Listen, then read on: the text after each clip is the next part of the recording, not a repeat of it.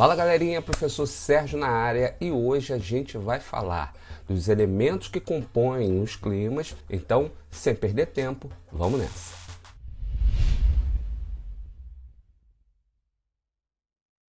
E a gente vai começar fazendo a diferenciação entre o que é tempo e o que é clima. Sim, são duas coisas diferentes.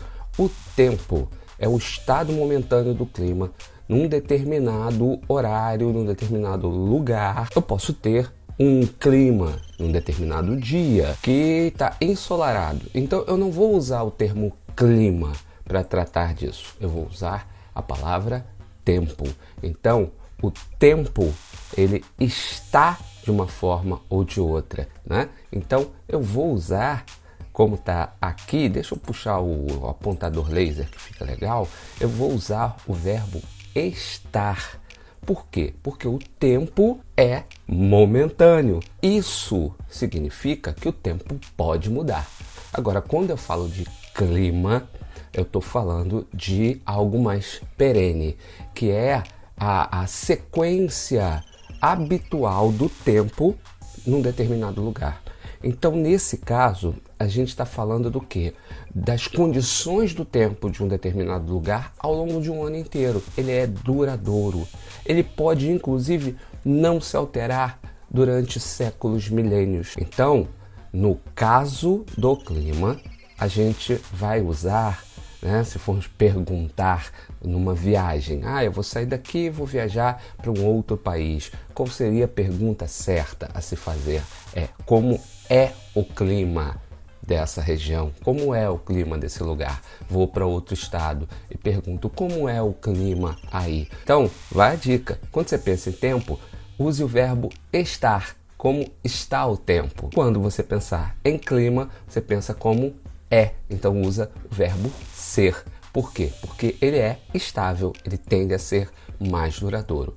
Legal? Diferenciando o tempo e clima, a gente vai falar sobre os elementos do clima. São os fatores meteorológicos, ou seja, esses fatores naturais que vão servir para definir o tipo climático de uma região. É como pensar o clima de Curitiba. O clima de Curitiba é frio o ano inteiro. É claro que para o curitibano, o que para a gente é frio, para eles está de boa. E o clima no Rio de Janeiro, por exemplo, raramente é frio, raramente vai ter temperaturas, por exemplo, abaixo dos 18 ou 17 graus. Então, um dos elementos que compõe o clima é justamente a temperatura do ar. Outro elemento natural que compõe o clima de um lugar é a umidade do ar, ou seja, se esse ar é mais seco ou se esse ar é mais úmido. A gente tem regiões do Brasil onde o ar é bastante seco por motivos diferentes. Por exemplo, em Brasília o ar é seco por um motivo, no sertão nordestino o ar é seco por outro motivo. E o terceiro elemento que a gente vai usar aqui para resumir e facilitar as coisas é a pressão atmosférica. É essa pressão atmosférica que vai determinar a circulação de ar. É através da dinâmica de baixa pressão e alta pressão que a gente vai ter o vento circulando. Então, existem outros elementos que compõem o clima de um lugar, mas esses elementos, na verdade, são variações ligadas a esses três aqui. Por isso, eu vou resumir, para facilitar a nossa vida, os elementos do clima a esses três. Beleza? Então vamos ver mais ou menos aí algo sobre cada um desses elementos. Aqui vamos falar de temperatura. A temperatura é fácil, né? Porque a gente vai pensar no calor ou no frio. Eu tenho aqui, um termômetro medindo a temperatura num determinado lugar.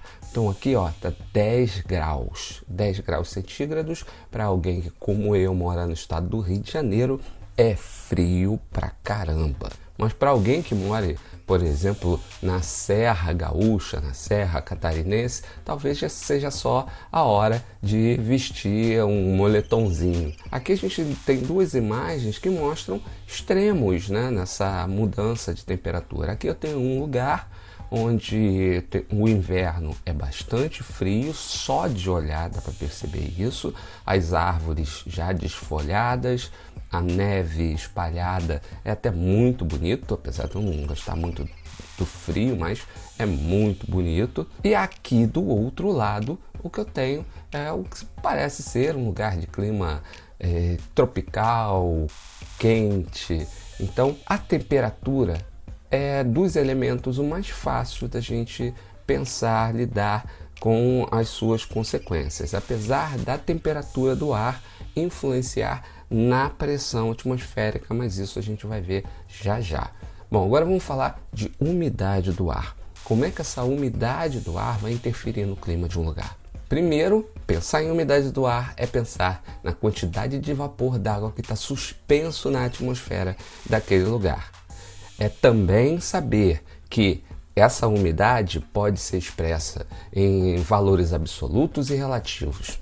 O que significa isso? Quando eu falo em umidade absoluta, eu estou falando só da quantidade de vapor d'água que eu vou encontrar suspensa na atmosfera, suspensa no ar daquele determinado lugar. Mas quando eu falo em umidade relativa, eu já estou tratando daquilo que a gente chama de ponto de saturação ou ponto de precipitação. Calma, eu explico. Quando eu falo em algo relativo, eu digo que é algo que depende de um outro fator. Então, digamos que eu tenho uma umidade bastante alta num determinado lugar que é muito quente. Para fazer com que chegue ao ponto de saturação, de precipitação, para quem não sabe, precipitação é aquele momento do ciclo da água, que eu acho que você vai lembrar lá das aulas, até mesmo do Fundamental 1, que a gente tem um processo de evaporação,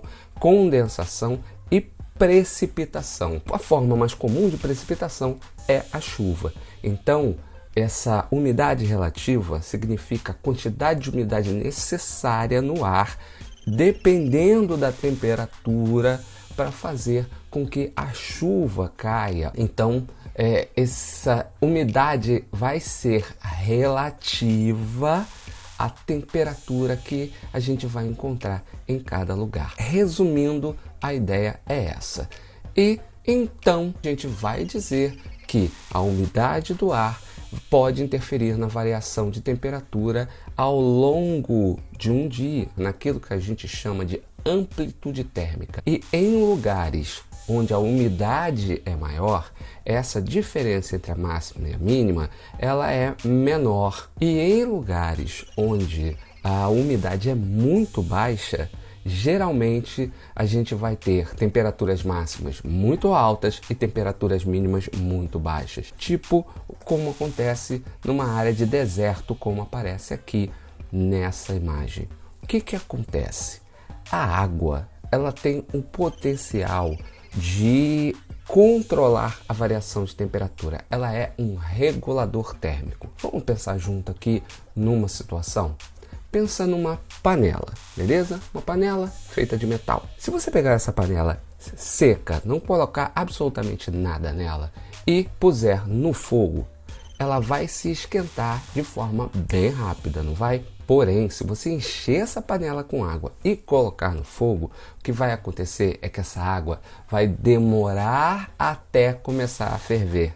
E depois que você apagar o fogo, ela também vai demorar para se resfriar. Então pensa nessa mesma ação da água, só que agora aqui, ó, a nossa volta na forma de pequenas gotículas, na forma de vapor d'água. Se a gente tiver muito vapor d'água suspenso, esse vapor vai demorar mais para se aquecer e também vai demorar mais para se resfriar. No caso de um deserto ou de uma área de clima muito seco, o que acontece? Nos primeiros raios de sol do dia, o ar se aquece muito rápido e pode chegar a temperaturas de 45, de 50 graus, como acontece em vários desertos. Quando esse sol se põe, a gente tem uma queda rápida de temperatura e essa temperatura pode chegar a 0 grau. Então, significa que essa variação, essa diferença entre a temperatura máxima e a temperatura mínima no deserto é enorme. E como é que a gente chama mesmo essa variação? Amplitude térmica. Agora vamos ver o exemplo de uma cidade litorânea. Não é toda cidade litorânea que vai ter essa característica. A cidade litorânea onde eu moro, Rio das Ostras, no estado do Rio de Janeiro, tem essa característica, muita umidade. Então, o que vai acontecer? Quando os primeiros raios de sol batem ali no solo e começam a aquecer o ar, esse ar muito úmido demora para se aquecer. Por quê? Porque essa quantidade de vapor d'água que está suspenso no ar aqui vai demorar um pouco mais para se aquecer. E quando a gente tem a noite chegando, o mesmo fenômeno vai acontecer. A gente vai ter aquele ar que se aqueceu, cheio de vapor d'água ao longo do dia, demorando para se resfriar. Então, a gente vai dizer que tudo isso é resultado da ação da água como um regulador térmico. Beleza? Então, vamos seguir e falar de pressão atmosférica.